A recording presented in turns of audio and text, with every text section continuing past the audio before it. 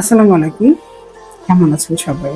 আমাদের জীবনে কম বেশি সবাই আমরা বলতে পারি কথা যে জীবনের কোনো না কোনো পর্যায়ে আমাদেরকে কেউ হার্ট করেছে। এই হার্ট করার পরে কখনো কেউ নেগেটিভ পথ বেছে নেয়, পজিটিভলি মুভ অন করে ফেলে, সবকিছু কর্মের উপর ছেড়ে দেয়।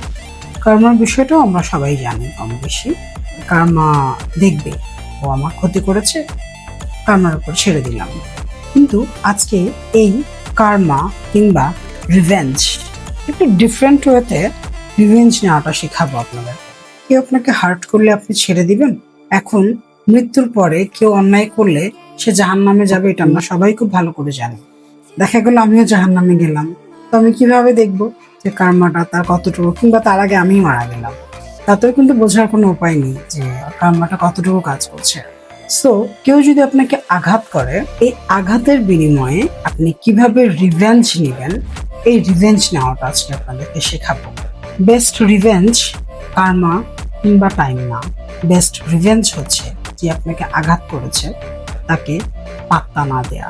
বেস্ট রিভেঞ্জ হচ্ছে হিলিং প্রসেস, দ্যাট মিনস নিজেকে হিল করা। বেস্ট রিভেঞ্জ হচ্ছে মুভ অন করা। বেস্ট রিভেঞ্জ নেক্সট টাইম কারোর সাথে ওই অ্যাটাচমেন্ট তৈরি না করা। বেস্ট রিভেঞ্জ হচ্ছে নিজেকে চুজ করা। বেস্ট রিভেঞ্জ নিজেকে ভালোবাসা।